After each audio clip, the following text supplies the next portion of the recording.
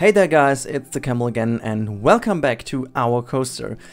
It's the last episode of our coaster regarding the Steel Hydra, and yeah, I again have read through all of the comments on episode number 2 and tried to improve the overall coaster a little bit. And this video will be first of all with this little time lapse, which is a little bit different from normal time lapses because it's just split up by 2 times because I didn't have that much footage, but I just build a station. I throw in a lot of stuff like foliage and stuff like, yeah, kind of make the whole area a little bit better than it actually is at the moment. And I also changed the coaster a little bit, just a tiny little bit to make it better in the end. And maybe something to mention about it. So I most of all appreciated all the comments just mentioning some points in the coaster where I need to improve, which I did. So I kind of smoothed out a little bit and I tried to bring in a little bit of yeah, kind of smoother transitions between some elements so that it's not going to be that harsh in some corners.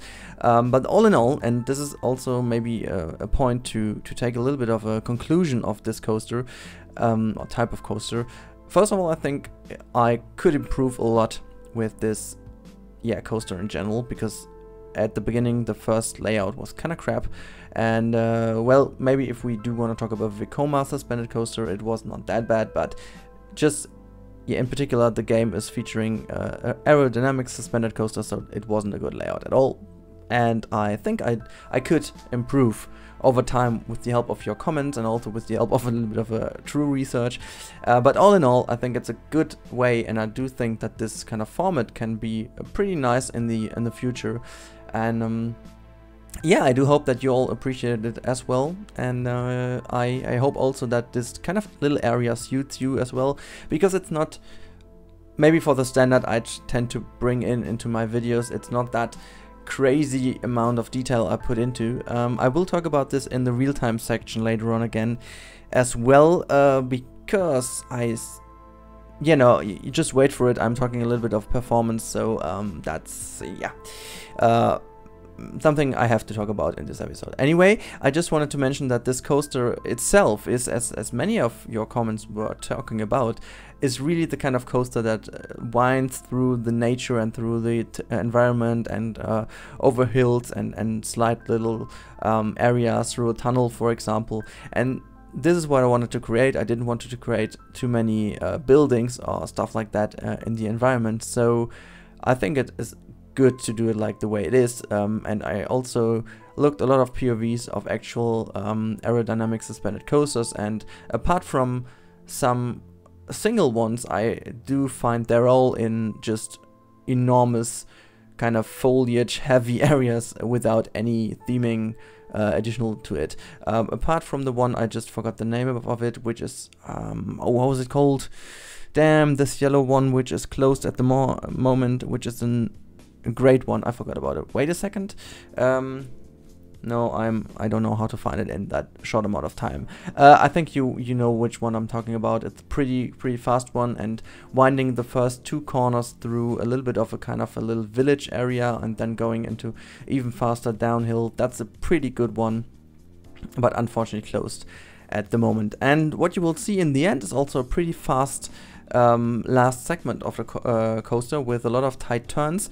And before anybody is going to tell that this might be a little bit too tight and a little bit too fast or intense, I kind of compared it to the last part of Iron Dragon, and I think it's pretty similar. Of course the track layout is kind of different, but the way the coaster is thrown to the right and to the left is kind of the same, and it's not that exaggerated, so I think it's fine. But apart from this, I think I should end about here, because you can now enjoy about, let me just get it, I think 9 minutes of little time-lapse video. And then we will see each other. No, it's actually more. It's about 10 minutes. And then we will see each other again in my real-time section. And after this video tonight, there will be also the POV of this coaster. So hope you enjoyed the series, and we will see each other next time. And I will explain with what in the later stage of this video. So stay tuned. And yeah, here later in the real-time section. Bye bye, guys.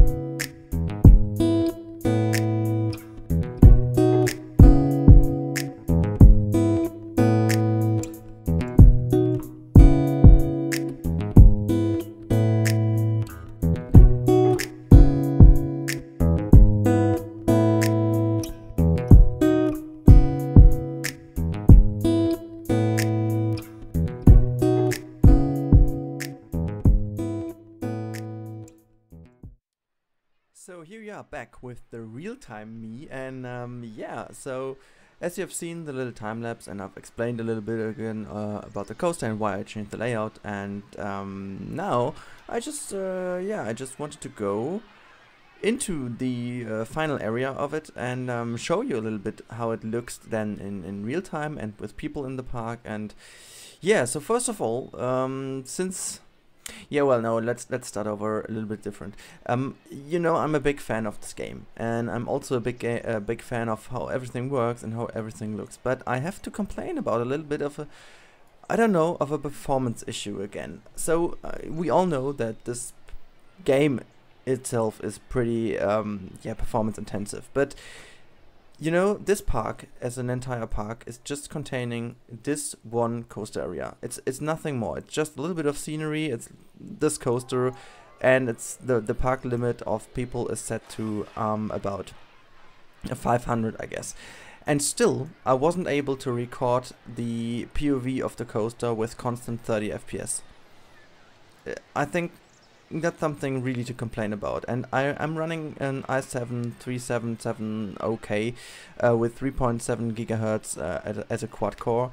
I do have 12 gigs of RAM and I have a GTX 970, so I think those specs should be at least capable of recording this really simple coaster with a little bit of foliage, a little bit of a station with scenery, and just a few people in the park, and still it wasn't able to be running it. And I have experienced that in nearly every park I have, and well, I hope they are working on a fix to this, or maybe on a, I don't know, way to get a little bit more constant FPS. I mean, the game has improved quite a lot about the time over the time, and quite a lot in terms of performance, and still I can have parks with a lot of scenery more in it, and it's still good to play. But recording POV is more or less the most important thing in this game than when you want to show your coaster off, and to do it always with cheat engine and then cut together the sound files and stuff like that, I think it's simply not necessary if this would be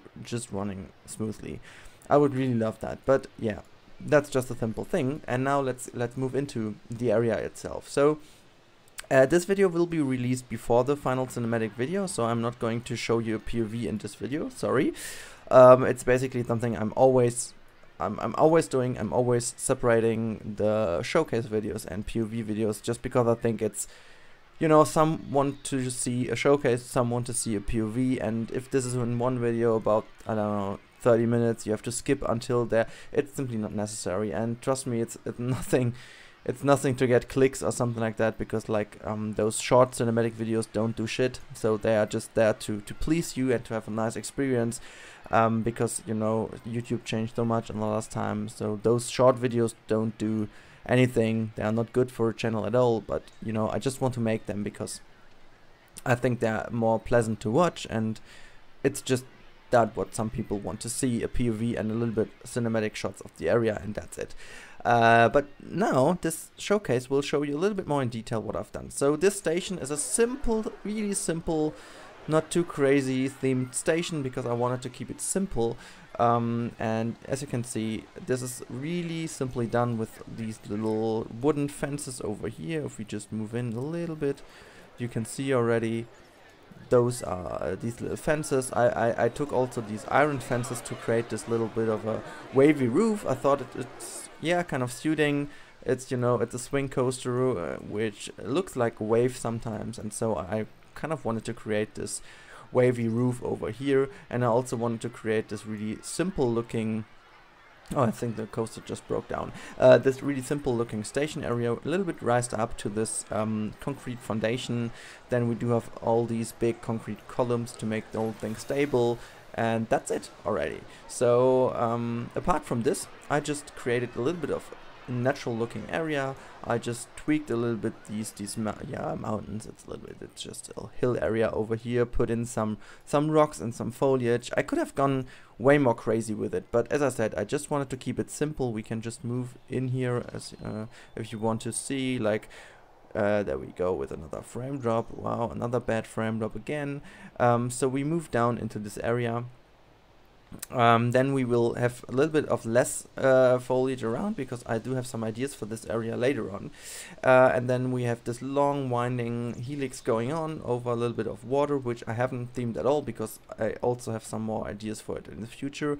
Then we move up to this area again in here, and you can see this is how I changed also this little I don't even know if I do have it in the time lapse. I think I don't have it in the time lapse. So I wasn't too happy with this area going then into the lift hill. The lift hill looked kind of crappy, and also this turn over here, I thought it was just too short.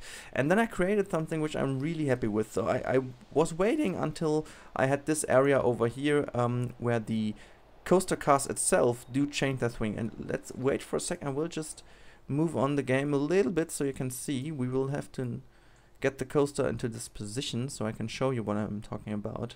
It's a little bit easier than just to... Okay, so the coaster is coming over here, and now we have to stop it. So what I wanted to create was kind of this really intense looking area where you think the coaster will hit the ground, but in fact it doesn't, because I really tried to create this terrain along the swing of the coaster. So as you can see, it's not hitting the ground at all, but it's really tight to it and just winding itself above the terrain. Wow, I'm just moving a little bit too fast, but if we just hit play again, you can see it gently curves around, and then it's pretty much in the air. So like as you have a ski jumping guy who's going to the border of the hill and then jumping up from it into the air. So that's something I wanted to create over here. So really narrow, really tight to the terrain, and then lifts you up into a pretty much higher area. As you can see now, the people are flying in the air over this little area over here where you have way more space between you and the bottom part of the terrain. So then it's going back into yeah, this little, I don't know what it's called in English, but this narrow area between the terrain, and it's going into the little bit better lift hill, I guess. So it's looking a little bit more natural than it has been before. I'm still not happy with this area over here. I would have wished that we could just get away with this catwalk over here, because it simply looks a little bit off, I guess. I'm thinking of putting in some terrain later on over here, but for now this should be finished, and yeah, I'm not happy with how it looks. Maybe I'm going to change it later on, but as I said, the series will be about building coasters with you guys, so I'm not spending too much into the final look of the coasters itself, because I think it's more important to get the coasters then right. And I'm pretty happy with this coaster. It was really hard to build, I have to say. It was really a challenge because of all of the little and long pieces you have to stick together. You can't be that precise because you have to deal with an 8-meter long piece, and yeah, since I was fooled at the beginning in the first episode with a wrong research of myself, of mine, and yeah, so I'm pretty happy with the final result. And to end the video here, I just want to let you know that the next coaster we will build, also again 3 episodes for each coaster. First episode will be myself providing with the first layout. Then I'm waiting for all of your feedback and all of your ideas what we can do with the coaster. The second episode will be about the improvement according to your comments, and the third episode then will be the showcase of the final video, with a following POV and cinematic shot video. So in fact those are 4 episodes, but the cinematic video I don't count as an episode. So the next one is already chosen. It's been chosen from a little poll on my Twitter right before I was starting with the series, because I was really certain to start with the Steel Hydra, because I simply just wanted to go in with this difficult coaster. And yeah, so next up will be an B&M styled inverted coaster with a 4-seater car, I guess. I'm not too sure, but yeah, maybe. I will have to look into it, and I think we will do kind of a hybrid of all the best B&M inverted coasters there. I have built already a few inverted coasters after I was looking more into coasters, so I think this could be a really nerdgasm kind of episode there, because I think I'm pretty much improved in inverted coasters, so that should be a good thing. But after this, I have no idea which coaster we should do next. So please guys, this episode now will end with a little bit of a question and a poll for you guys. So put down into the comments which coaster you want to see after the B&M invert. So effectively the next episode after the next 3 episodes, if that makes sense. But which coaster do you want to see me build then after the invert coaster? Should we do a flying coaster? I've seen some comments also about a boomerang coaster, though I must say maybe I just want to go more into classic coasters before we go into those boomerang coasters, because I've some ideas for them. But anyway, so maybe we want to do kind of an RMC one or a wooden coaster, or I don't know which one. So just type down into the comments which you want to see next, and yeah, then we will see which one will be the next after the B&M invert. So hope you enjoyed the first kind of coaster in our coaster as those 3 episodes with the Steel Hydra, and see you next time then guys with the B&M invert part 1. So yeah, thanks for watching again, and before I forget, put down all of your feedback about the final result of the Steel Hydra, of course, before we go on with the next one, right?